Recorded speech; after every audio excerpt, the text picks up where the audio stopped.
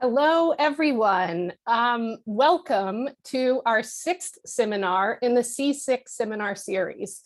My name is Kate Robinson. I'm a project director with Family Voices, and I'm based in Austin, Texas. Previously, I had my own business as a learning designer, facilitator, and speaker about organizational learning culture. And 7 years ago, I had my second child who was born medically complex. So I've spent a little over, well, quite a bit over 365 days and nights in pediatric hospitals in the past 7 years and had the fortune to really experience true partnership with Dr. Rahel Berhani at Dell Children's and other specialists.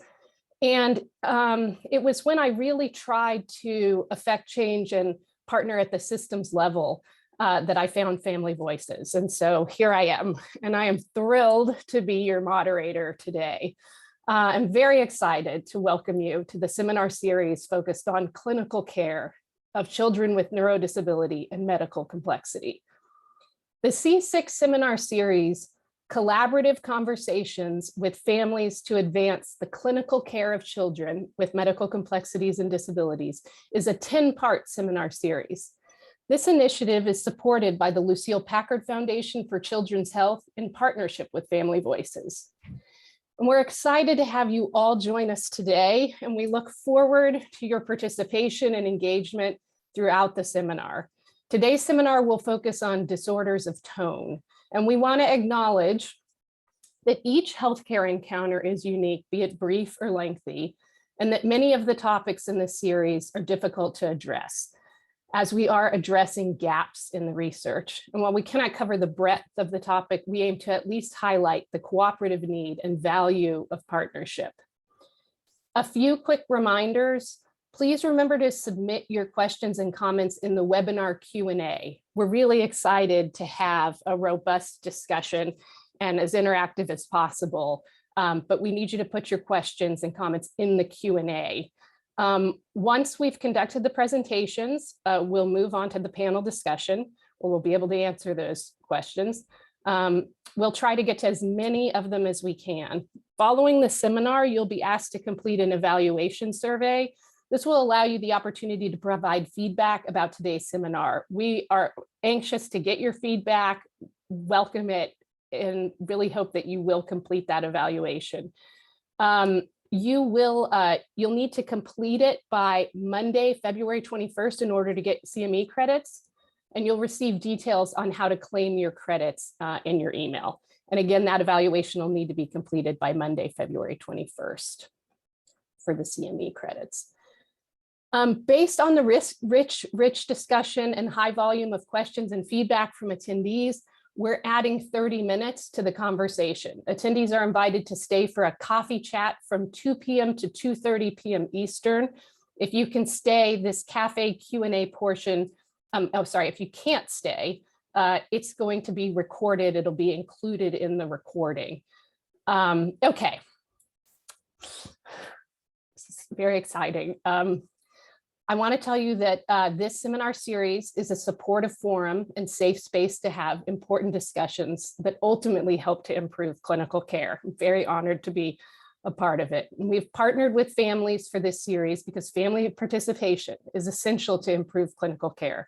Families are clinical partners in care 24 hours a day, 7 days a week, and their experiences and perspectives matter a lot.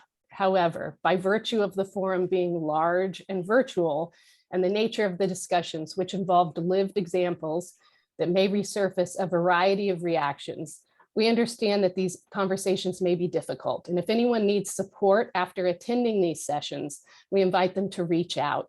Links are being shared with you in the chat for that support. So we're really honored and delighted to have our family leaders, Sarah Perkins and Maureen Benschoter, here today. Sarah Perkins has spent her life navigating the healthcare system as a patient. As a result, she's seen the benefits of family and professional partnership firsthand. She's currently a family leader for Boston Children's Hospital. She has a Master of Arts in Pastoral Studies from Catholic Theological Union in Chicago. She also holds 3 U.S. Masters swimming top 10 times as a relay swimmer. Sarah, welcome. Can you please share a bit of your experience with us now?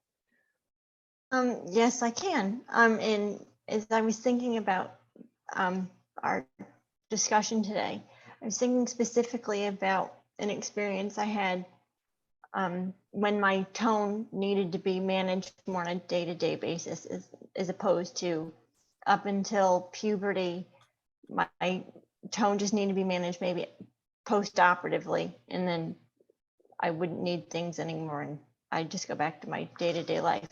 When I was in my, I would say, late teens, early 20s, a physiatrist suggested to me that we try baclofen, and if that worked, then I would be evaluated for a baclofen pump. So first start with the oral baclofen and then go to the pump.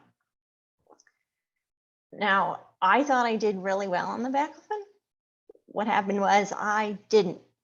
I couldn't move my arm. Specifically, I couldn't hold conversations. I had no memory. And I actually had to rely on my family to actually tell me half of these things if I'm looking back. So when I went back to the doctor and they said to me, how'd the baclofen go? I went, oh, it was fine. It was great. It was, it was fine, because they didn't say to me, if this doesn't work, we can try something else. So I didn't want to say it didn't work because I didn't know what else there was going to be out there for me. But my parent went into the doctors with me, which I would suggest people do if you're dealing with tone management and trying new medications. Said, this didn't work. She hasn't moved her arm in 2 weeks. She can't hold a conversation.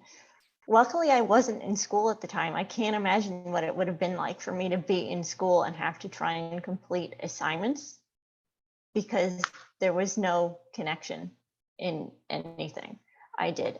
So my doctor said, okay, well, just come off the baclofen and we're done here. I wish, and I felt disappointed, but I couldn't tell you why I felt disappointed. And upon reflection, I kind of wish they said, here, we can try baclofen. It might not work, and that's okay. If it doesn't work, we can try something else. It wasn't until I saw a different physiatrist that he asked me what I was doing for tone management.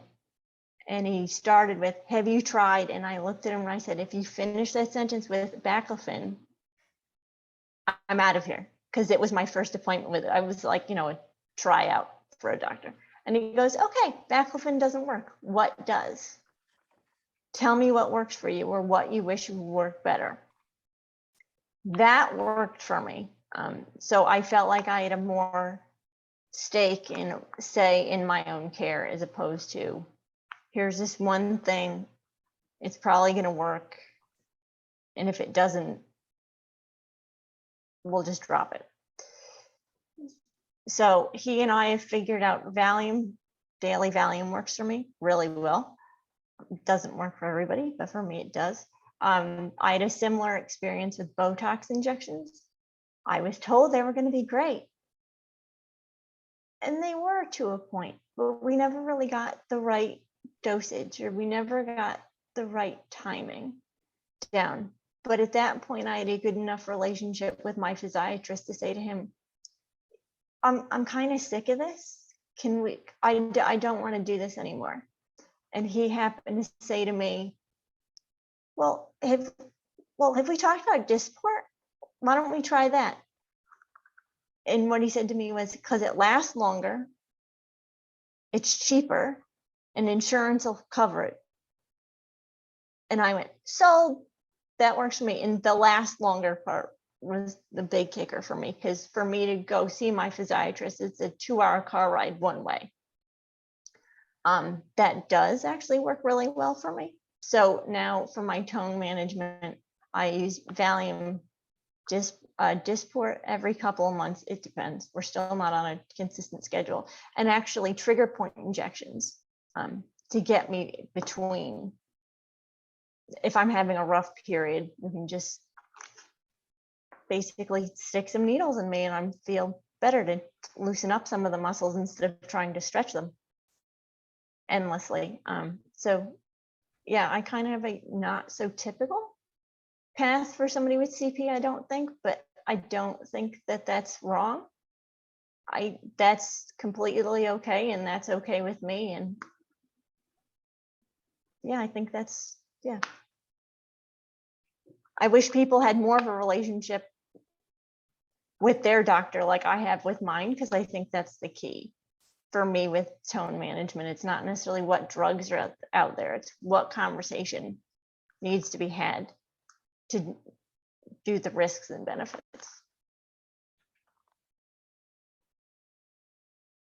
Thank you so much, Sarah. I'd now like to introduce Maureen Benschoter. Maureen is a retired internist and mother of 4, including a 20-year-old son with medical complexity.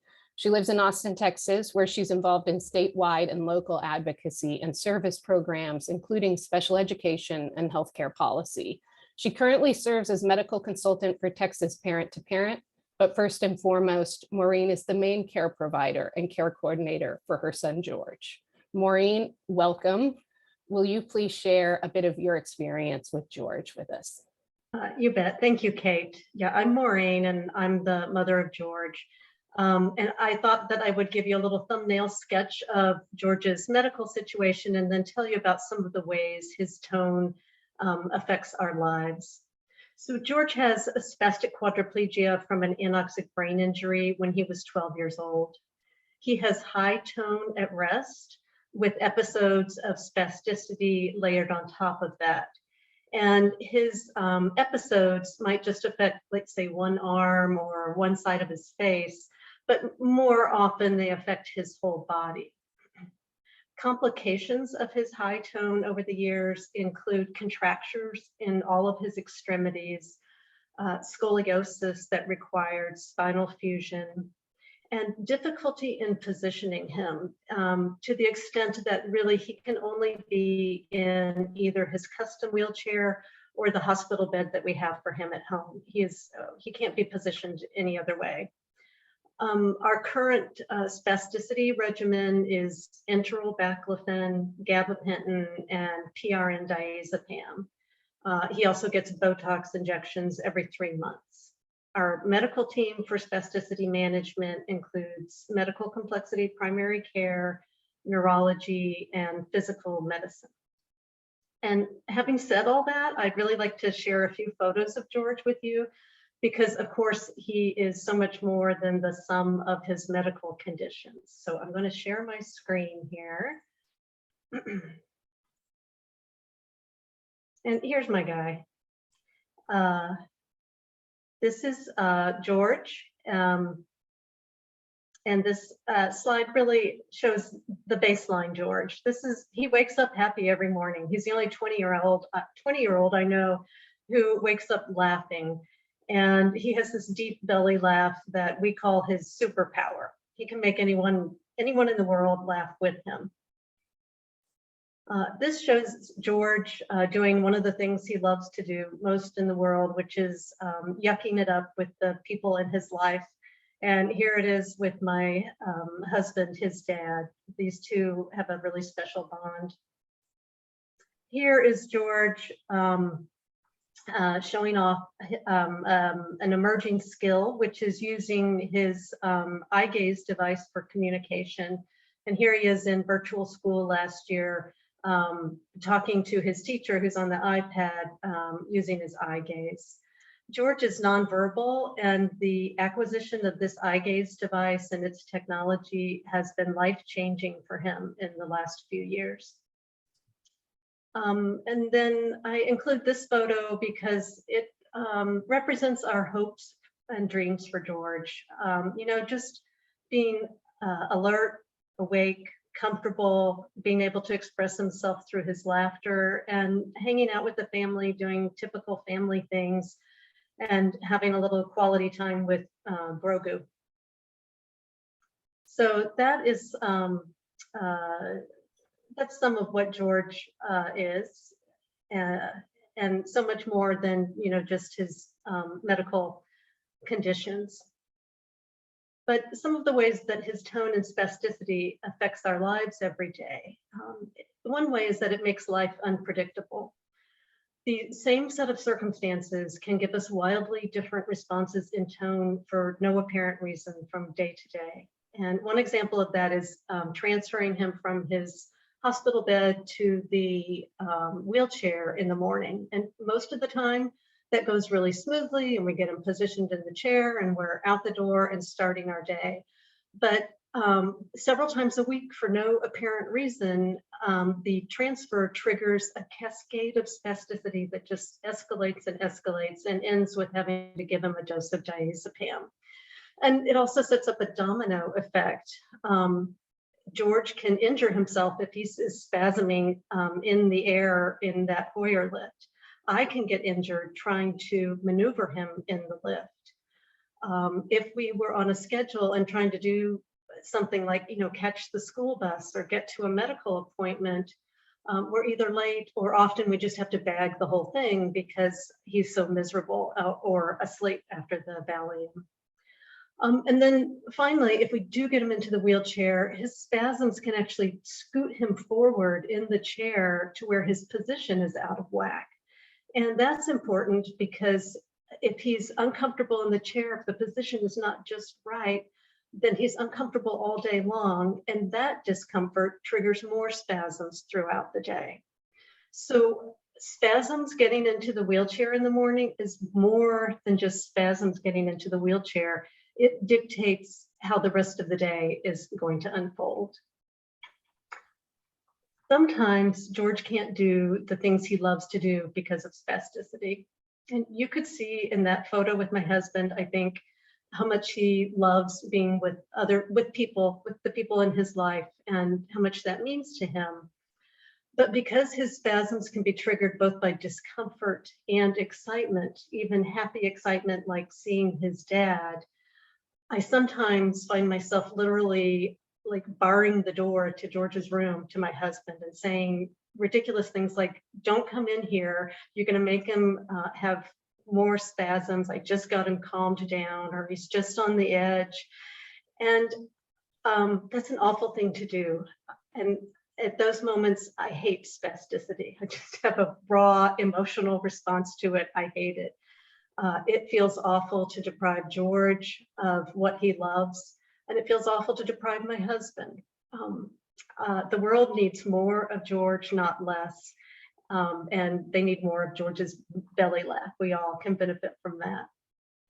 The final thing I want to say about spasticity's impact on our life is that the sedating effects of the medications really limit my son's quality of life. Everything that George takes makes him sleepy, and a PRN dose of diazepam, unlike for you, Sarah, it just puts him over the edge into like he's out. And George needs to be alert to be in the world, to interact with people, to engage at school, and to make progress with his eye gaze device. So that makes every day for us this nuanced struggle of balancing comfort with sedation. And frankly, in our lives, we'd like to achieve less struggle and more predictability and calm. So thank you for letting me share some of the ways spasticity and tone affects George in our lives. Thank you so much for sharing, Maureen. Our didactic speakers for today are Dr. Laurie Glader and Dr. Nathan Rosenberg, and their presentation will be on disorders of tone. Dr. Laurie Glader is Section Chief of the Division of Complex Care and Medical Director of the Comprehensive Cerebral Palsy Program at Nationwide Children's Hospital. Dr. Glader served as the Outpatient Director of the Complex Care Service and as Co-Director of the Cerebral Palsy and Spasticity Center at Boston Children's Hospital for many years.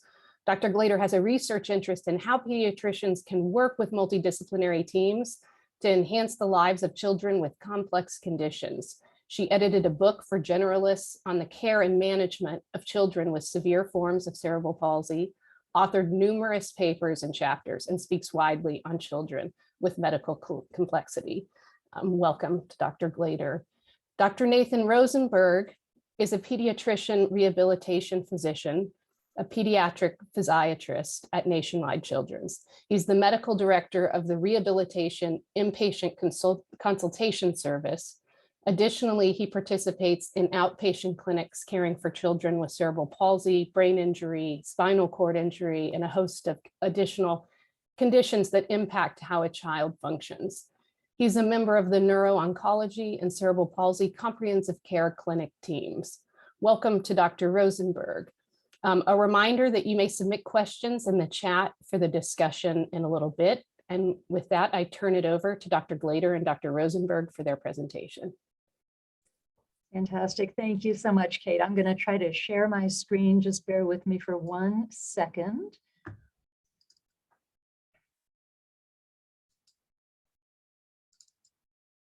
All right, how are we doing? Can you see, can someone give me a thumbs up or, okay, beautiful. Looking good, Laurie. Excellent. Yeah, All right, well. we are very excited to be here today and really appreciate you tuning in to talk with us about disorders of tone.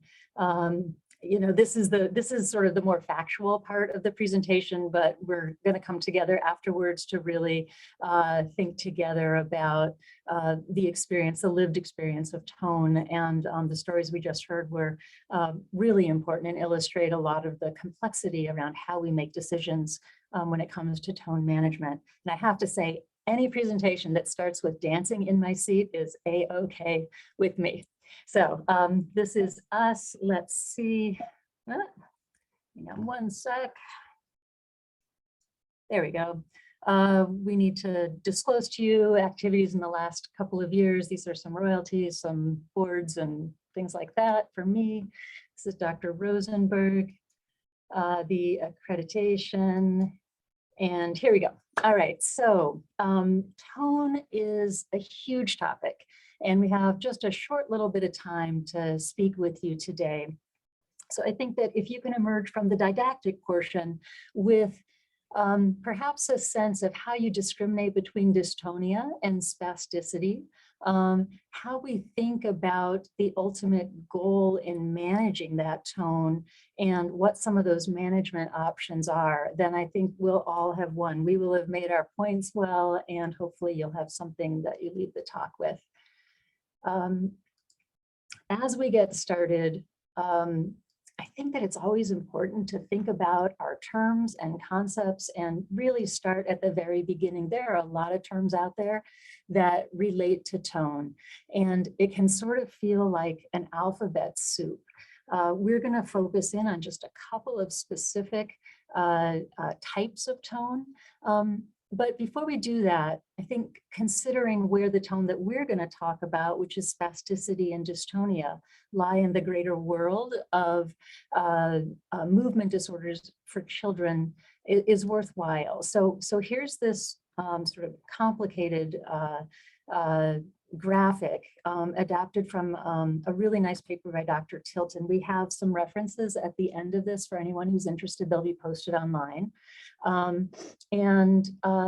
You know, generally the world of pediatric movement disorders falls into these 4 buckets, the blue buckets here. Hypokinetic disorders are rarer in childhood. This is more like Parkinson's in adults. There are hyperkinetic disorders, tics and things like that we're not going to talk about today, but important to know about. This is the bucket we're going to land in, disorders of tone. And then there's another bucket that in her paper, she calls negative symptoms. And so this would be really absence of some of these hyper kinetic movements and high tone, but rather weakness and hypotonia, ataxia, things like that. But for today, we are thinking about spasticity and dystonia because they are the most common problems that we see in terms of tone abnormality in childhood. And then to take that one step further, we see them most commonly in the context of cerebral palsy. So the things that Dr. Rosenberg and I are going to talk about happen sort of in that part of the universe, in the cerebral palsy part of the universe. But certainly we see spasticity and dystonia in other entities, and maybe that'll come up in our conversation a little bit later. So one more bit of laying the groundwork. it's important to make sure we all know what cerebral palsy is, right? Like, I think a lot of us sort of intuit what CP is, but it's worthwhile spending just a second on that definition. So this is really the gold standard definition that was put together by this international multidisciplinary group of people about 15 years ago. And let's just walk through it quickly.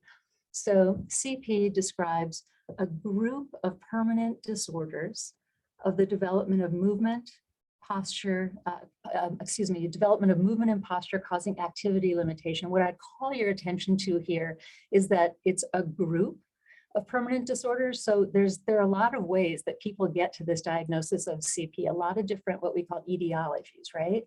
The end result for everybody with CP is that there's some sort of abnormality of their movement, their posture, and there's some impact on activity. So that's really the common thread for all people that have CP. Other important pieces of the definition, the motor problems that we see happen as a result of some sort of non-progressive injury to the developing brain. So what that means to us as providers is that if we looked at an MRI in a child who was 2 years old and then looked again when they were 15, that MRI would look more or less the same, other than changes that we would expect with age. That doesn't mean that the symptoms are exactly the same at those different ages. And we're getting smarter and smarter about what CP looks like as people age. So things can change symptomatically. And then finally, the other part of the definition is that the motor disorders that we are talking about often coexist with these other conditions. So altered sensation, altered cognition, altered behaviors, epilepsy, neuromuscular complications. So these are very, very common accompaniments. But for the purposes of today, this is where we're focusing, these changes in movement and posture that we see that impact activity, and focusing on the fact that this is a very heterogeneous group of conditions under a pretty broad umbrella. All right, so this looks like a complicated slide, but it's not. Cerebral palsy can really be divided into two main categories. There's this fork in the road up here. Is it a spastic type of CP, which is the majority, or is it a non-spastic type? And then we get into some of these involuntary movement disorders. So as we start here, let's talk about the spastic section, and we'll talk about spasticity in particular. So what is spasticity? It results from injury to the motor cortex. There you go. And that motor strip, if you turned it sideways, this is what you would see. Well, not exactly. You wouldn't see this in your brain, but some people may remember this little homunculus called Hal that lives in your brain, and he's really important. He helps us to remember where these various long track fibers run to, and depending on where the injury is in the brain, different parts of the body can be affected. Spasticity ultimately is this imbalance in excitatory and inhibitory reflexes. It gives rise to hypertonia, and here's the key. You see clinically velocity-dependent resistance to stretch. Now that's kind of a mouthful, but what does that mean? That means that if you go to move someone's spastic arm through an arc of motion, that if you do it quickly, you'll encounter a catch. That's the spasticity. That's that velocity dependent component that's really important. If you were to range that same arm more slowly, you may not catch that catch. And so it's important as we providers do our exams to make sure that we do that range of motion at different speeds to see if we can detect that little catch there that denotes spasticity. When we talk about spasticity, this is where we talk about the topographic distribution. Now, you're probably familiar with terms like quadriplegia, hemiplegia, diplegia. Over time, we're moving more towards a vocabulary of whether spasticity is bilateral, does it affect both sides of the body, or is it unilateral, affecting one side of the body? And the reason for this is because you know, what I define as diplegia, someone else might define as quadriplegia. And then if we wanted to connect and do a research study, we might compare the wrong groups of kids. And so this is a much safer, reliable way of defining the distribution. Two other important points about spasticity. The muscles that are affected are flexors, adductors, and internal rotators. So let's look at this picture here of this arm that is, you know, has some spasticity, this child's arm. And what we can see is certainly flexion, right? That elbow is flexed, the wrist, the fingers are all flexed. You can see that it's kind of held tightly to the torso. So that's that adduction. And then you see the internal rotation. You see at the wrist, perhaps, that is rotated a little bit. It would be similar in the lower extremity. You might see flexion at the hips and you might see flexion at the knees, difficulty extending the legs completely, perhaps. You might see flexion at the ankles. So that's that being up on toes that happens a lot of the time. And then the adduction and the internal rotation result from those forces that are pulling the legs together. Sometimes, you know, we call that scissoring if they go across the midline, and that can make it really hard to walk. So that's the sort of, if it helps to sort of imagine which muscle types are affected, I think that can help as we, the providers in the audience are doing their exams, that may help to figure out whether you're looking at spasticity or something else. And then the final thing I would say about spasticity is that it's there kind of constantly. And that's an important piece to hold in mind as we move over to dystonia. So we're back at that complicated, but not really complicated chart. And we're going to move over to the other side of the non-spastic portion, or the dyskinetic types of CP. So these are the involuntary movements. We're not going to talk about ataxia, which is that tiny third component. That's really 5 to 7-8% of kids with CP.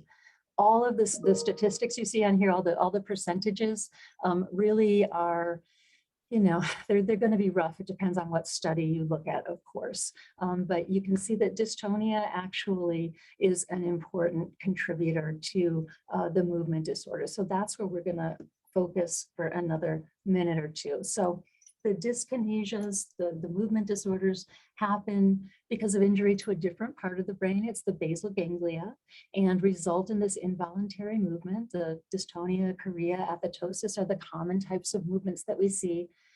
Dystonia is sometimes a little harder to understand than spasticity, but think about it as activity overflow with voluntary movement. So you go to try to do something intentional, and other muscles might be activated, and that's that activity overflow, and it can really inhibit function and be very frustrating. Sometimes it's slow and repetitive. Sometimes it's like this extensor, you know, kind of posturing. But that's the main thing. It's this activity overflow with intentional movement. Here's the key thing that I told you to hang on to. This is state dependent. Dystonia and dyskinesias are state dependent, which is different from spasticity. Spasticity certainly can wax and wane a little bit over the course of the day, but it's really pretty constant. Dystonia, on the other hand, can pop up like that and go away like that as well. And so discriminating, the reason we're spending time telling you so much about spasticity versus dystonia is because our approaches to management are different. Oftentimes kids have both present simultaneously, and you have to be careful if you treat spasticity, the dystonia might emerge. So we have to keep all of those things in mind. But the kinds of things that drive dystonia are, you know, are you sleep deprived? Are you excited? We heard about that just now with Maureen's story. Do you have pain? All of these things can trigger dystonia. All right, so let's spend just a couple minutes talking about treatment goals, and then we'll get on to that tool bucket of how we actually go about intervening. So most treatment for dystonia focuses on functional improvement and, of course, mitigating adverse effects. By that I mean like decreasing pain. So what does functional improvement mean? I mean, that's actually kind of a big term there. And so I find that this is a really helpful framework for thinking about how tone interacts with the rest of a person's life. So this is the International Classification of Function, Disability, and Health. It's called the ICF. The World Health Organization released it about 20 years ago. And it is a way of thinking about any health condition. In this case, we're talking about CP, and how it relates to an individual's function and abilities and just overall health. And so a lot of medical care focuses, as providers, tends to focus on body structure and function. What can we fix here? The reality is, I mean, that's super important, but there's so many other things that feed into successful treatment, whatever that treatment is. And so we need to figure out what we're trying to improve. And ultimately, all of these things interact, you know, activities, elements of the environment, but ultimately where we end up putting a lot of weight is around participation. How is this bodily problem of too much tone impacting an individual's ability to do something that they really want to do? That's the like $30 million question. I think we'll spend some more time on that. It comes down to a lot of deep conversations. Sarah alluded to the value of partnering with a provider and really being listened to, and provider speaking clearly about the risks and benefits of a treatment. And so we're not going to go through all of these different elements of shared decision making. I know there was a recent presentation with this group around shared decision making, but this is critical. It's essential to the success of any treatment. And, you know, having an understanding of the likelihood of success, or how much evidence there is behind what we're recommending, or what would happen if we didn't do anything at all. All of those things need to be considered as we make decisions. So that's really what I had to say. Because I'm old, I get to be philosophical, and I'm going to leave you with this quote. Through participation, we acquire skills and competencies, connect with others and our communities, and find purpose and meaning in life. And that really underpins all of our efforts to manage tone and to partner with families and individuals with CP in trying to mitigate that tone and work towards some sort of valued outcome. All right, Dr. Rosenberg, take it away. All right. Hi, everybody. I'm just going to gather control over the screen here. There we go.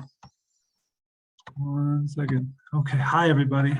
Hi to all. I was looking at the names of people here, so I can't say hi to everybody that's out there, but it's nice to see a lot of familiar names and some other names that I'd love to meet one day.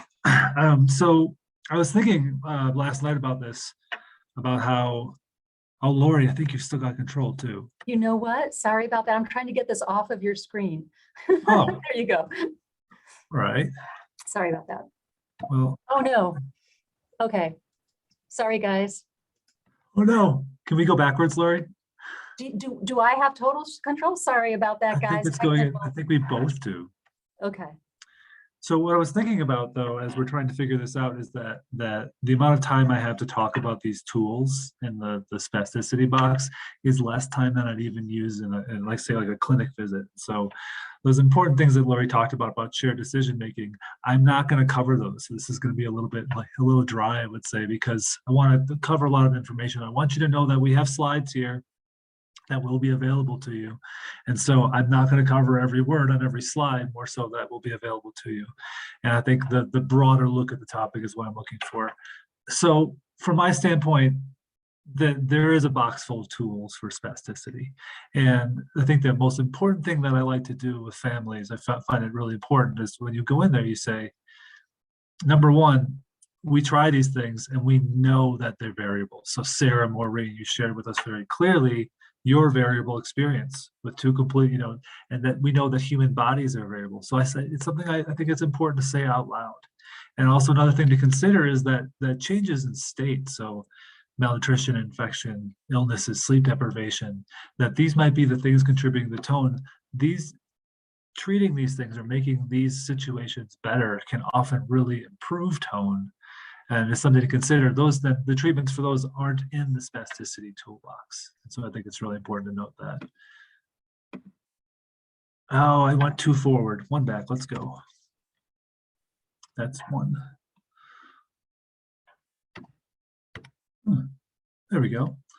So in terms of tools that we have in our toolbox, we'll cover stretching, medications, injections, and surgeries. So to start with stretching, I like to mention stretching because sometimes they can get the job done. Sometimes, again, it's variable for everybody. There are situations like a family that says, hey, we just need something for our few times a week bath. And I said, well, you say, have you tried stretching? So stretching alone can reduce spasticity for some period of time. Some people say 30, some people say 60 minutes, some people say 0 minutes. But I think it's a worthy thing to at least bring up before you go towards a medication or an injection or a treatment and all the side effects that come along with it. And so at least it's something that we've mentioned to say, is that something that you've tried? And then next, we'll talk about baclofen a bit. It's the most common one we talk about. This drug is FDA approved for ages 12 and older. I want to mention on the side of Stacy Belliard asked a question about at what age do you first detect and diagnose spasticity? I want to say that's variable. And it's somewhere, I mean, if you want me to give you a number, it'll be somewhere around 18 months. But I think that people can tell us that they've had that experience earlier than 18 months and later than 18 months. And so did I make that number up? Kind of, yes, I did, but that's my best guess. So that'll apply when I start talking about FDA approval. So dosing with baclofen is quite variable. I want to cover that in the next slide. Big side effects, sedation, constipation, and it's a drug you can't just stop right away because the withdrawal from that drug can be really bad. So I want to come, and this is my friend, my dear friend, Matt McLaughlin. The reason why you're seeing his face is because you'll see it again in the future. I think he's doing amazing work in helping us understand this problem that we don't fully understand. We don't understand it well. And what Matt's telling us, Dr. McLaughlin, is that when someone takes a drug, they have different experience. And here's the evidence right here. So this is a really busy slide, but this was a study he did. And what he's trying to figure out is how do people with different genes handle baclofen? Even the conclusion is busy, but here's the important thing. Now I'm going to boil this down from this study. He helped tell us what we think we already know, but we just need it. We should share this with people. That there are certain people with different genes that will chew through baclofen twice as fast as others. And that's really important to note. So they break it down twice as fast. And on top of that the spasticity response is different based on different genes that you have.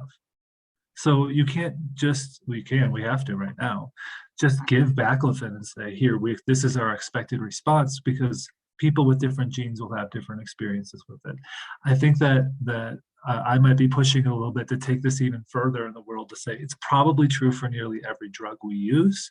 But I mean, Sarah and Maureen, you underlined it perfectly to say completely different experiences with the same drug.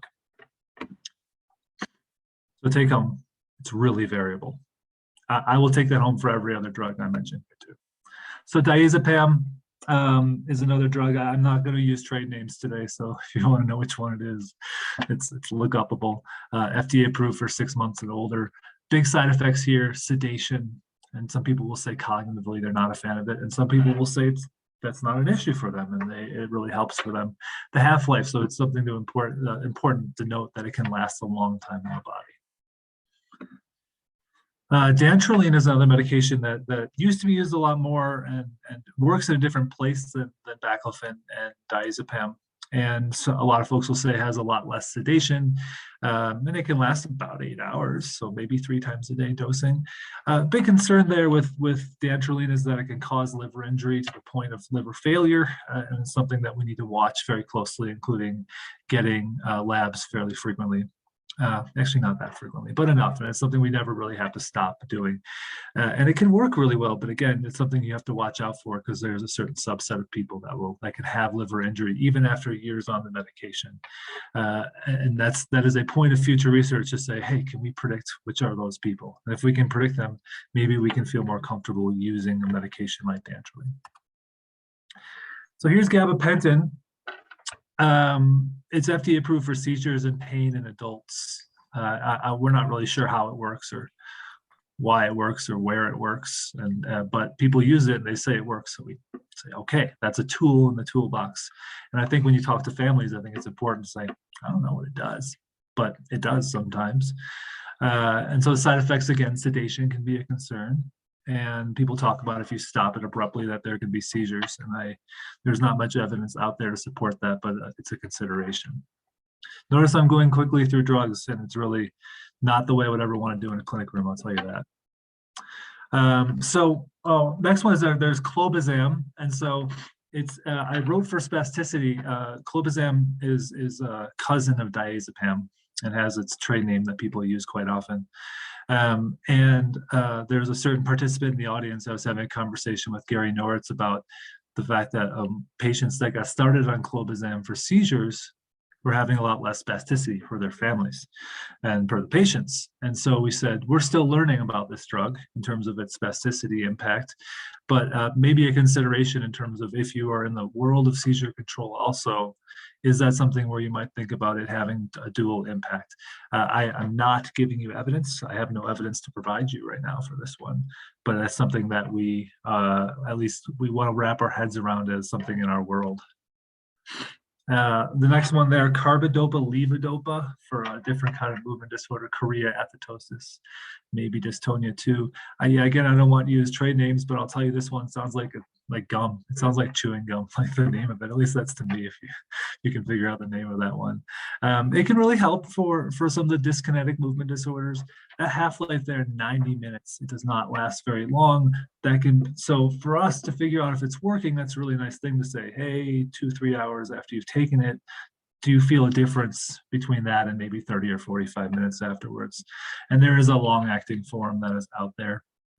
The big side effect there is not a sedating drug in my experience, and if anything, it improves arousal. But if you use too much, you can cause vomiting. But it's a lot of too much. The next two T drugs I'm going to cover are for dyskinesias. Tetrabenazine is approved for a condition that we aren't covering much today. And there's some dosing information there. It can also cause sedation. It's expensive. It's tough to get it authorized. And that's why it's a lot further down in this slide deck. The other T drug is trihexyphenidyl. They're not actually similar drugs. They just both start with T. And this one's FDA approved for adults. The mechanism is an anticholinergic drug. So I think if you're at the hand that prescribes trihexyphenidyl is also the hand that says, watch closely for constipation, dry mouth, and retaining urine. Cost is lower on this one. So some brief notes about other drugs that are mentioned. The alpha-2 agonist drugs, so tizanidine, clonidine, and other deans, provide some sedation. And so sometimes enough sedation can decrease movement disorder. Tizanidine is approved for muscle spasticity. That's in adults. I don't have a lot of experience, and I don't think we have any evidence, or it's much evidence for tizanidine in children. And so this is a situation where a lot of times children are started on these drugs for different reasons. And the conversation is, do you think it's impacting spasticity, or do you think it's impacting arousal, or just causing a lot of sedation? And I think no talk about anything ever with any drug is complete without a conversation of cannabinoids these days. So here we are. We don't have a lot of evidence right now. We don't know how it works in the developing brain and the side effect profile. I consider it like any other drug. We have to consider it that way, and we start with evidence. I think that we might get some evidence in the future for spasticity from the epilepsy trials. So as a secondary studies from a lot of the epilepsy trials, either with marijuana derivatives or with direct consumption. And then one more drug, if I can get it to go through here. So here's one called cyclobenzaprine, and it has a really suggestive trade name, so people use it a lot. Just the trade name alone makes you think it'll make you relax. And so I don't know that it actually impacts movement disorder. If you look, it looks sort of to me like a tricyclic antidepressant. There's amitriptyline on the radiologist's left and cyclobenzaprine on the radiologist's right. They look a lot similar, and my guess is their impact is quite similar too. So while that medication gets used often for spasticity and movement disorders, the evidence isn't there, even though the name is there. So botulinum toxins, they come with many names, many different brand names. And abobotulinum toxin has been approved for spasticity in children 2 years and older. The dosing is variable in terms of its efficacy, not a big surprise, right? And then how long it lasts, well, there's the advertising. So Sarah, you talked about it. So one botulinum toxin will last a certain period of time, and maybe another one lasts a different period of time, and the companies will advertise them differently. But I think we really need to go back to the human experience. And you sit across from somebody and say, what was your experience? Because it doesn't matter what the manufacturer tells you, how long it lasts. You say, how long did it impact your life and allow you to have improvements in function and participation? So there is not a suitable amount of time to talk about surgeries. I think it's a conversation I love to have, but I don't think that we are suited with that time right now. But Sarah, you briefly mentioned intrathecal baclofen pump. There's also the selective dorsal rhizotomy surgery. If you're out there and you haven't heard about it, I suggest looking it up, doing some reading. There was classically a surgery that was reserved for folks on the GM-FCS spectrum and the ambulatory side of the spectrum, the more 1, 2s and some 3s, or people that have that level. And then there's more conversation lately about saying, okay, what about selective dorsal rhizotomy for people who are not to improve their ambulation, but to improve their comfort, to improve their seating, to prevent contractures in folks who are not ambulatory. And so that's something that we are thinking about more. I put deep brain stimulation down there for dystonias. That is a pace installation thing. You need to be careful about who you use that treatment with and when, but it's a worthy conversation for the right people. And then there's a surgery that's a single event, multi-level surgery, like an orthopedic surgery, not necessarily for spasticity, but more so it may impact function and make the need for spasticity management lower, potentially, or not. So bottom line here, we have these tools and some are sharp and some of them are dull, and we don't know which ones are sharp and dull for each person. So for providers, biggest thing, listen first. And come in humble. So say, okay, what are your goals? So we need to figure out if this is going to work, how are you going to come back to clinic, or we get on the phone, or we get on my chart, because that's where we are, and have a conversation about, is this working for you? And then also for us, stay really humble about the potential for, I don't like calling it treatment failure, but more so, and certainly not patient failure, like the person themselves taking it. But for the potential, for the fact that we are guessing and that humans are variable. And so I want to make sure that before going into a treatment conversation that you talk about what's our next level. So do we hear some other options afterwards, or here are the tools in the toolbox. And it is difficult to jam it into 12 minutes. And imagine in a clinic room, it often takes many visits to go through each individual step. So I think it's important to talk about what's in the future, because we can agree that a lot of us can agree that we can do better, that we always can do better, but in tone management, we can do better. So when I think about the future, the first thing I think is we need to know better what's going to work before we do it. And so Dr. McLaughlin's research is great, and dosing based on age and weight, it's not great. And then think about why different neurotoxins have different impacts. So understand that better so we can dose them differently for injection, and then also predict that impact better. I think that's a future thing. And then in terms of innovations, a conversation, and a big one in academic medicine, is that there are certainly other places for medications to go. And so there are people that develop medications, and there's a lot of money behind it. And so the question is, how do we incentivize people to chase that? Other interventions worth Googling and looking at and thinking about is one called a ventral rhizotomy. And that is something that folks talk about. It is a There's some good research out there, so Google Scholar can find you some great research there on ventral rhizotomy and some case series mostly, actually. And then I put deep brain stimulation both in innovations and in our current standard of care, because I think we're somewhere between that right now. I don't think that there are that many centers doing it. There are a number. Laurie and I are lucky to be at one of them, but I don't think it's necessarily the standard of care in tone management, specifically in dystonia, to offer that as an option. So here's from some references. I will tell you, I'm really excited for the best part of this coming up, which is our chance to interact with each other and communicate together. And so I look forward to answering those questions. It looks like there's about 6 there. And I think, Kate, this is where I hand it off to you. Is that right? Yes. Thank you, Dr. Rosenberg, and thank you, Dr. Glader, both of you, for your presentation and balancing that breadth and depth. This is such a comprehensive presentation of disorders of tone. Before I ask Sarah and Maureen for their thoughts and comments about the didactic portion, I just want to give a reminder that we will be, doing the Q&A, as Dr. Rosenberg just said, until 2:30 Eastern time. And you're welcome to stay on to continue the discussion. So we're excited to get to those Q&A questions. But before we do, I do want to ask Sarah and Maureen if you have any thoughts you'd like to share.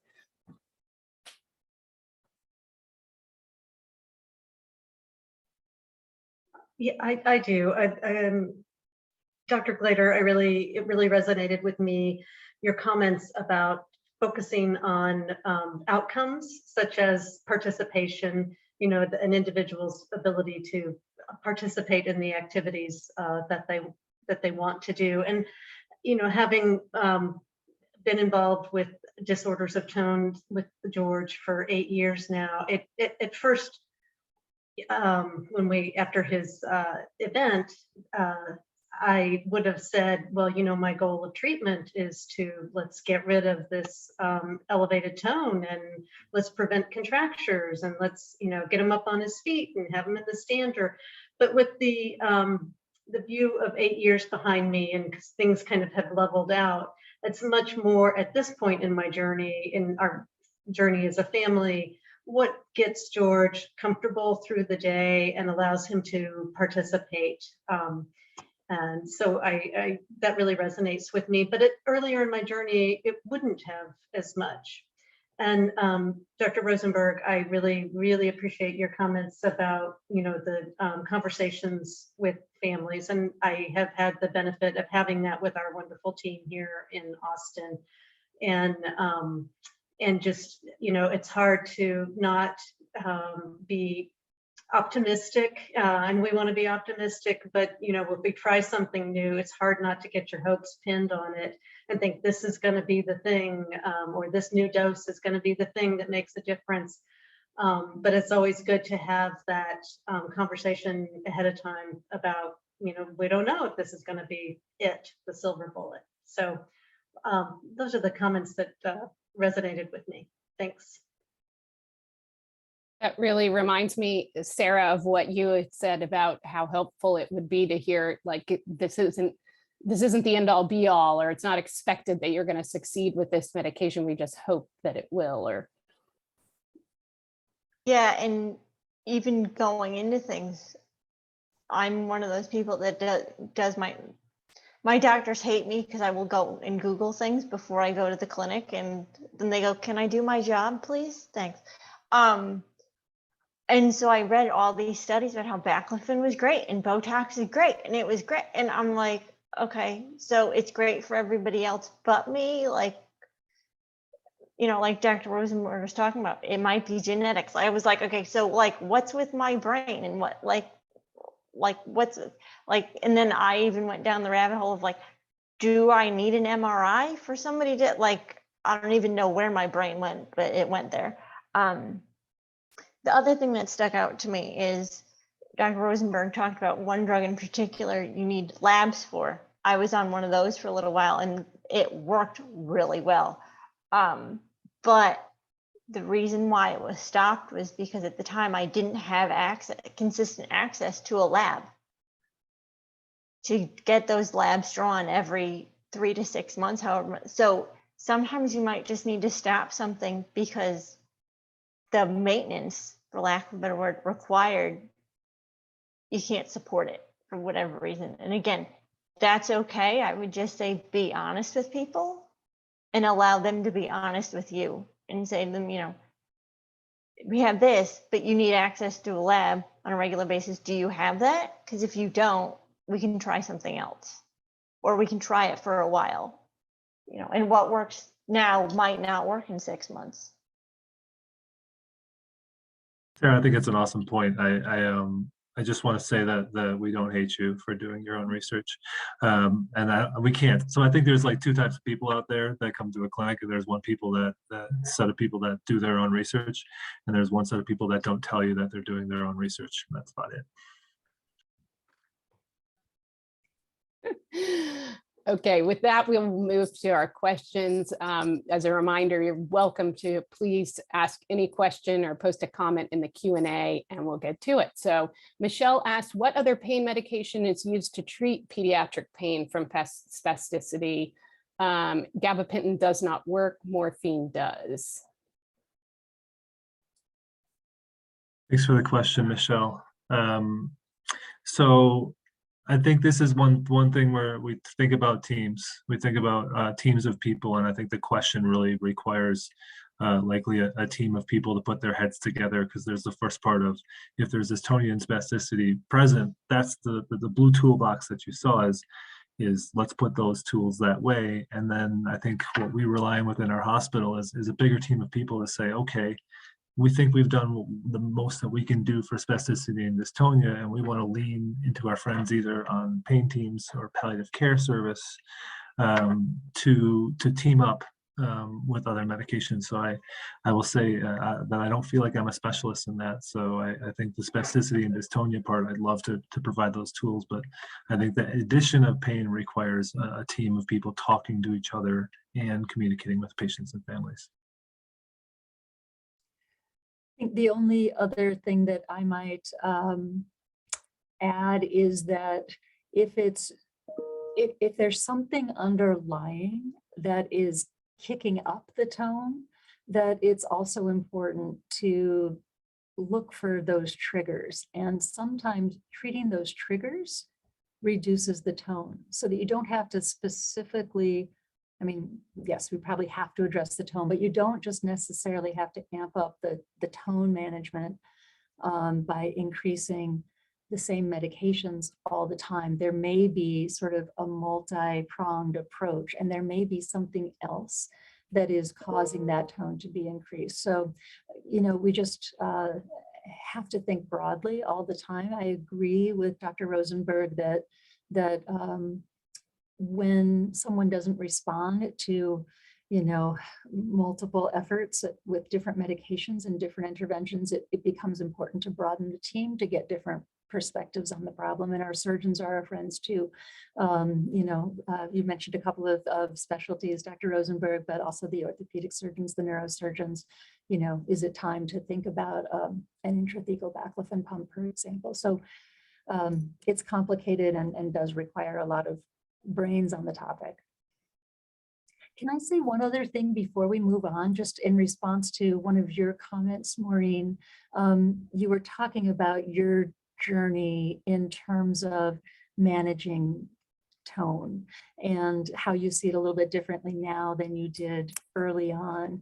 And I think that an important element for all of us in managing tone is remembering that the goal is whatever, you know, the individual, the caregiver, the provider as a team sort of set as the goal. And it's not necessarily that the goal is complete elimination of tone. That may or may not be realistic, but the goal is really, have we gotten to whatever it is that we really valued? Are we doing that? Are we comfortable enough? And I think that that's a little bit of a mind shift. It sounds like that's been a bit of your journey, perhaps. So anyway, further feedback. underscoring that shared decision-making for sure. Another question is from Leanne asking, is CP a diagnosis that needs to be given by a specialist, like a developmental pediatrician, or it by definition, the criteria is met, can be diagnosed by any provider, including nurse practitioners?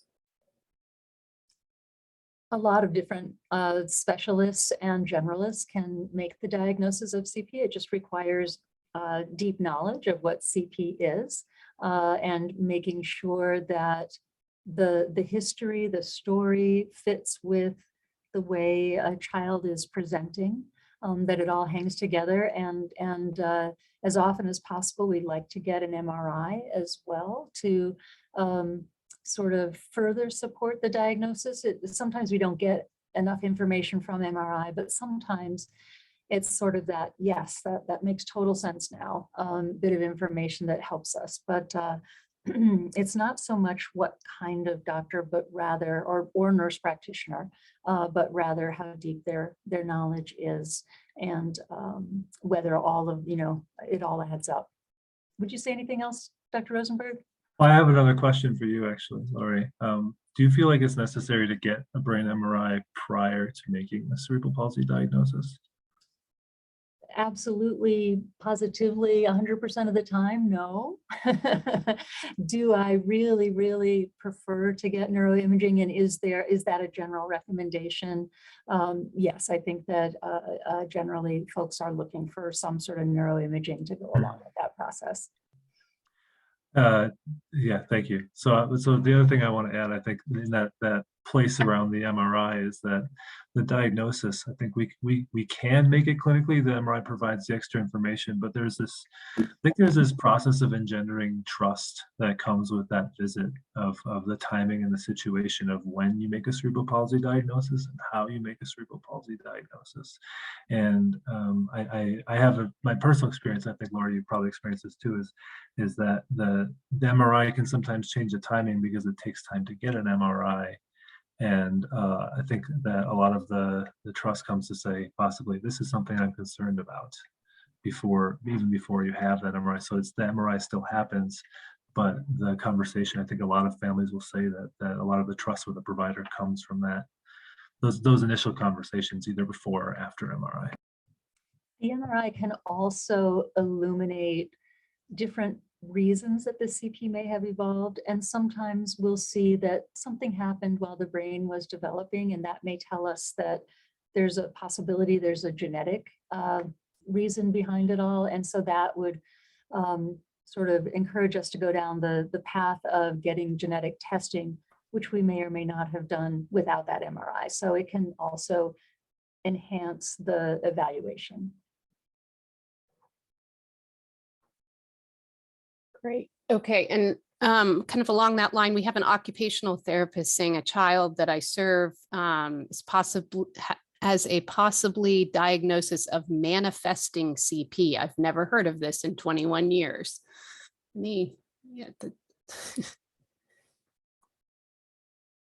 Thoughts? I wonder if is that a therapist providing that suggestion, or is that do we know where that came from? I guess we don't have the capacity to get that answer. Where the diagnosis came from? It sounds to me like it's not a definitive diagnosis. It sounds like someone's thinking, that's a bit of a piece of a sentence, that this child is manifesting some symptoms suggestive of a cerebral palsy diagnosis, but it's a little bit short of saying this child has CP. That's my read, but without further information, it might be a little tough to say. Yeah. I would add there that George, I often see on his clinic chart or a specialist chart the diagnosis of CP, and I'm like, it's not really CP. He didn't develop it at birth, but it's but saying the words cerebral palsy give a global idea that's very useful. So leave it there. That's what I do. I mean, what am I going to say? It looks like CP, but it's not. Okay, do these medications have to act centrally, or could a med like benzo that doesn't cross the blood-brain barrier reduce spasticity or spasms without causing sedation? Good question, Adam. Our understanding for the baclofen and diazepam is that they work on the other side of the blood-brain barrier, so centrally. And specifically, when you're using a baclofen pump, you are pumping that drug right on the spinal cord. And so this is where the sedation comes from. It doesn't really impact as much on the muscle level of those two drugs as it does on the signal level. So how the brain and spinal cord signal either excitatory or inhibitory. So excitatory up, inhibitory down, how those messages get sent. So it's more so like, impacting the phone cables as opposed to the phone itself. That's those two drugs. A medication, dantrolene, there we go. Did not use the trade name. Does work right at the muscle level. And so that's why we don't see as much sedation with it. And I think Marcia O'Malley is asking about research being done on using hemp or CBD, not marijuana. And I know, Dr. Rosenberg, you talked about the cannabinoids being used in studies with epilepsy. Yeah, I don't want to intentionally lump hemp, CBD, and cannabinoids and marijuana all in the same category because they're different categories, but they do share one common link, is that their research is sparse and is not at a point where we can in my opinion, hang our hat on efficacy or safety. And so they all share that common link, but I appreciate you drawing the line between the sourcing of the different molecules that are associated with it. I wish there was more research. Seems like things are heading that way. And any success with acupuncture? And I'm curious if Sarah or Maureen, if y'all tried acupuncture. And I can attempt to answer this in a feeble way. At one point, I was seeing a physical therapist, and they offered dry needling in their facility. So I was seeing my physiatrist the next week, and I said, just a question, trigger point injection versus dry needling, what's the difference? Because I'll just get the dry needling at the physical therapist office whenever I need it, as opposed to driving all the way, it's that going back to the access thing, as opposed to driving all the way here to see you.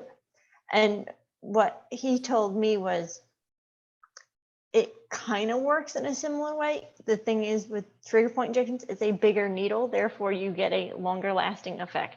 It is more painful, but for me, I will take a little more pain for longer and more effective spasticity control, as opposed to maybe if I did acupuncture or dry needling, I might need to get it every couple of days, was I think what my doctor and I came to the conclusion of, because I developed trigger points, pretty easily. So, I mean, it's worth a shot. I wouldn't put all my eggs in that basket, but that's just me. We have not tried acupuncture with George, given his response to needles in general.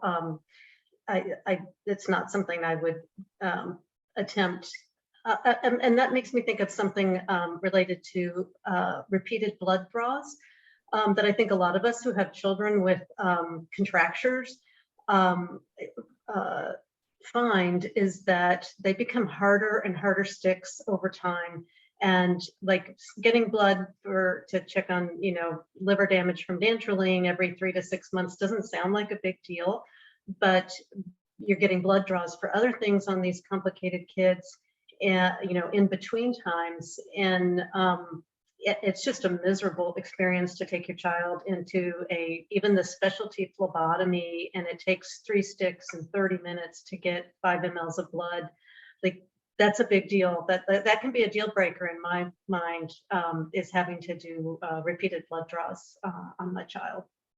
That's not related to acupuncture, but it's related to needles. thank you. Avital is asking, I've heard a neurologist talk about the utility of propanol for some patients, I think mostly for autonomic dysfunction, but I wonder if you have opinion experience with propranolol. So thanks, Avital. The propranolol is a medication we use a lot. My other life and traumatic brain injury is one that we use a lot for autonomic dysfunction. The evidence I have does not suggest that it has an impact on spasticity or dystonia. And I'll say from personal experience, I don't think it has as much impact directly on that. It is a medication that's used to limit agitation. Sometimes it crosses the blood, crosses into the brain. This one crosses pretty well. And one might suggest that if agitation is lower, there's a potential that dystonia can be lower too. As we've mentioned before, that's one of those things that your state impacts your dystonia. And so, while it may not be a direct impact, I will say it's not one of my first 5 to 7 I consider, unless agitation is also present. I can add a little bit to that from personal experience. George is also on propranolol, and I consider it critical. He does have a brain injury, but when George is in an episode, like sometimes in the Hoyer lift and having a lot of spasms, besides the spasticity and what we see in his limbs, we are seeing he is tachycardic, he's tachypnic, and he's sweaty. I mean, he's in pain and he's manifesting that. And I think that the propranolol definitely helps dampen some of that autonomic response that he's having, which I know it's out of proportion, but it's awful to witness also, and probably feels really awful to him as well. So I appreciate our propranolol and what it adds to our overall management.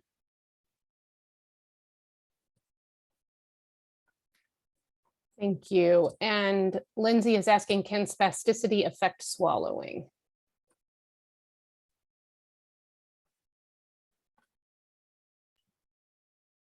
I think that a lot of people that have swallowing impairments also have spasticity, and spasticity tends to come in muscles that we can intentionally control. And so there's a portion of swallowing muscles that are not on our intentional control. They're not that type of muscle. But I think it could be considered for the people for the swallowing process and their tongue control process that maybe spasticity could impact it. I will tell you that I don't think that I remember seeing a patient for whom we controlled spasticity and their ability to not aspirate, or that they were able to not aspirate as much, or that they were able to swallow better or chew better, maybe chew better. But it is not the first thing I chase down in terms of treatment when we're concerned about swallow function. Laurie, I'm guessing you have something to add on that one. Yeah, I think that you're right. It's sort of complicated that people who have CP have difficulty with muscle control and coordination. And so that affects the oromotor musculature for many people. And so you have risk for swallowing difficulties. I agree with you, Dr. Rosenberg, that, I'm not clear that that's spasticity per se. I do think that dystonia can really interfere with eating and swallowing, and anywhere from just clamping down clamping down the mouth and having difficulty even accepting food to generating that swallow and needing to be positioned just so controlling dystonia can definitely optimize sort of the conditions for eating and swallowing. It's an interesting question. It's not a straightforward question, I would say. Mm-hmm. Tanya says she missed the beginning, and I do think you covered this, Dr. Rosenberg, but some of the drugs for Parkinson's disease being used to treat dystonia in children.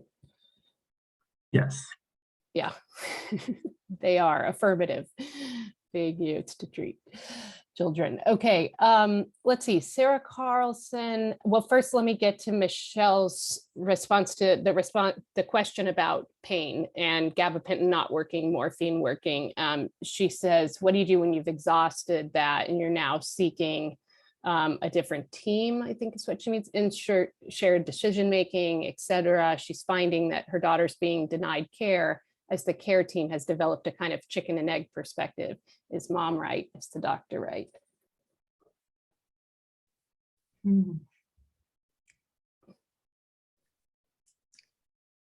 What do you think, Nathan?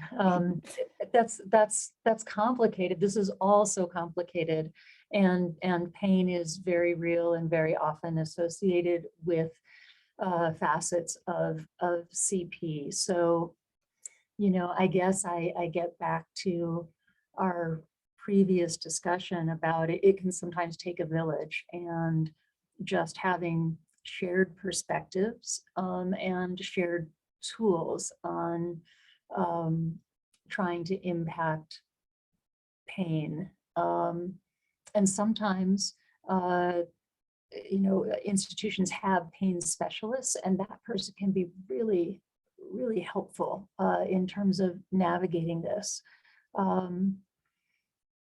Yeah, I don't know if I can offer anything more satisfying than that. Anything, Nathan? Well, I think you're, Michelle, you're hitting a specific point of what happens when there's discord within care teams being the medical side of the care team plus the child family side. And how do you get a team to align? And it's a big challenge. And I think the listening is probably what gets us the furthest and taking a step away. Michelle, I think you're pointing out a situation that is commonly encountered in healthcare, and that one that hopefully the tools that we're providing are the ones that allow you to come to a point where you say, okay, I feel like we're doing something positive here.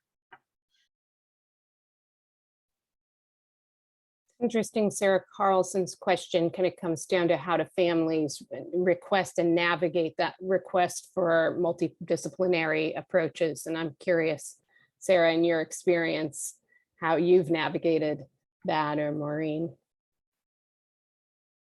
I've had to do most of it myself, which is fine. I'm a control freak that way. If I don't trust people to deliver records to who they need to be delivered to, or I'll call this person, I'll follow up with them. So I kind of piece it together myself.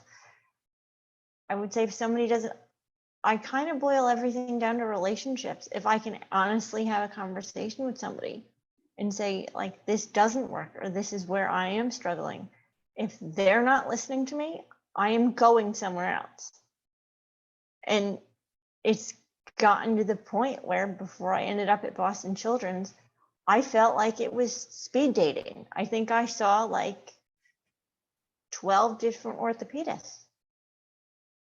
And they weren't awful people.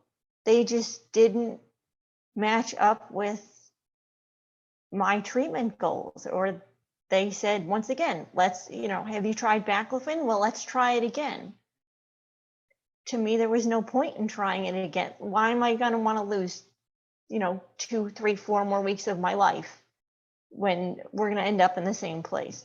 So, as much as medical home is a great thing, I think sometimes you have to take yourself out and navigate multiple systems and kind of be that central person for yourself or your child, because you need to figure out what works for your family. I think the other part of what Sarah is asking too is who then becomes, the leader, the lead decision maker in that multidisciplinary team. And aside from you as the patient, or, who kind of takes that leadership role in deciding what's happening I would kind of clinically? say who you see most often and who would be your constant. I don't know if Dr. Glader would agree with me, because at one point I was her patient for a little while. But yeah, it's just I would say whoever you see most often that can see the full view of what's needing to be dealt with. For a while, I had a surgeon in the driver's seat. Now I have a physiatrist. So even that can change. Your constant, in a way, your constant doesn't have to always be your constant. It can change from year to year. It does make it more difficult, but if you look at the long game, it could be more beneficial. This is Maureen. I'm just going to put a plug in for primary care. And I do not think that the appropriate role for primary care is to be relegated to the background, to just sign off on pre-authorization requests or referrals. I think that your primary care physician is capable of being your champion and your quarterback.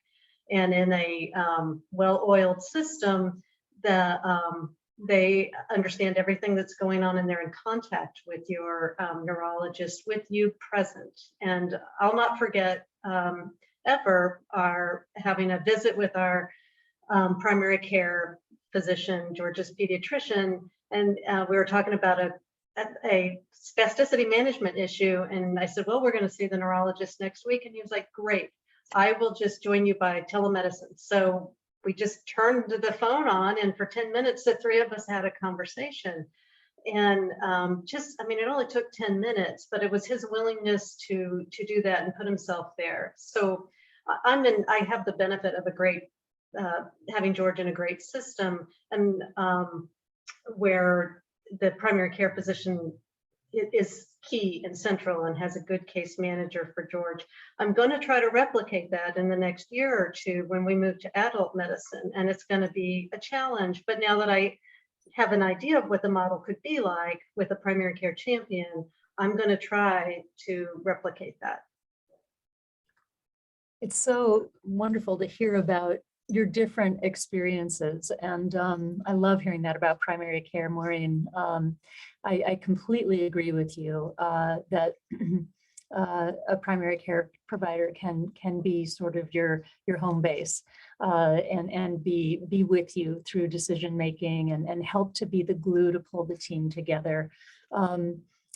And I also agree with you, Sarah, that sometimes not everyone is as lucky as you are, Maureen, to be able to develop that relationship for a variety of reasons.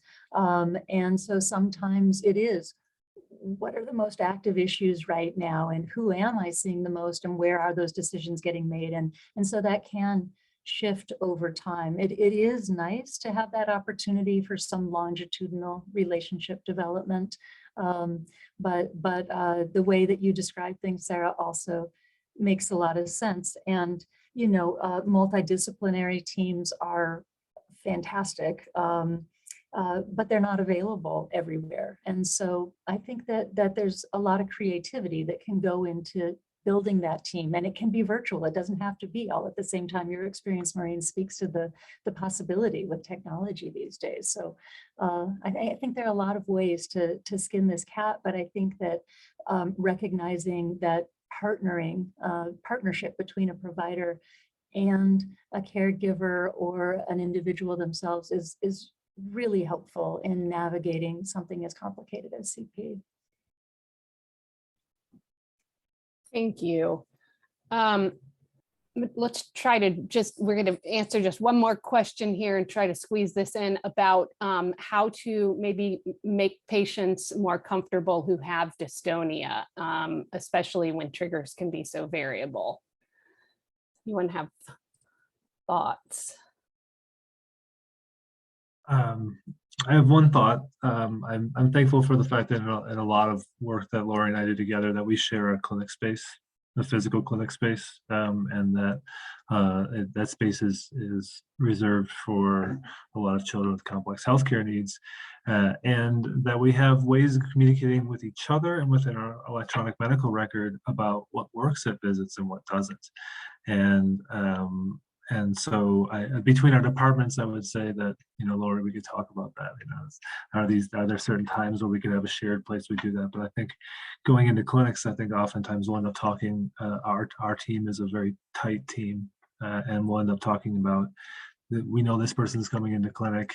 Let's make sure every team member, whether they know the person or not, know either most people, yeah, they get excited, so we're excited to see when we want to show that in clinic, but there's a subset of people we take care of where we know that they'll be more comfortable in clinic if we don't come to them with all that excitement. And instead we come to them with a level of comfort, or we're ready for their anxiety. And so there's we have a working plan for that within our clinic. I think from the parent perspective, I think that it's really useful to request that, and request of teams to say, hey, I know what works for my kid in this clinic room, and my hope is that you as a team could honor that in order to make this visit better for all of us. I think that's a great point, Nathan,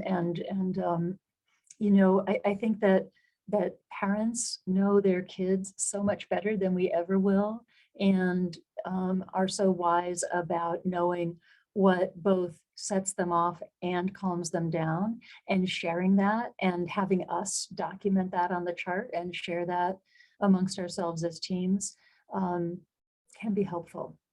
So Thank you. I want to thank you all. I'm so sorry that we've run out of time. We've had such a robust discussion. We're just a minute over. I want to thank everyone for joining us today for this seminar. We hope you enjoyed it as much as we did. A special thank you to our panelists, and a reminder to please complete the evaluation after today's seminar. You need to complete the survey by Monday, February 21st in order to claim your CME credits, and you'll receive more information about how to claim your credits in your email. We hope that you will join us for our next seminar next month, Thursday, March 10th. 1 p.m. Eastern, again on polypharmacy. Dr. James Feinstein and Lucas Orth will be guest speakers, joined by family speakers Sarah Carlson and Casey Dudley. You'll receive a registration link in your email. The registration is open. I really do hate to go. Thank you all so much, and just for such a great conversation, and look forward to next month. Thank you.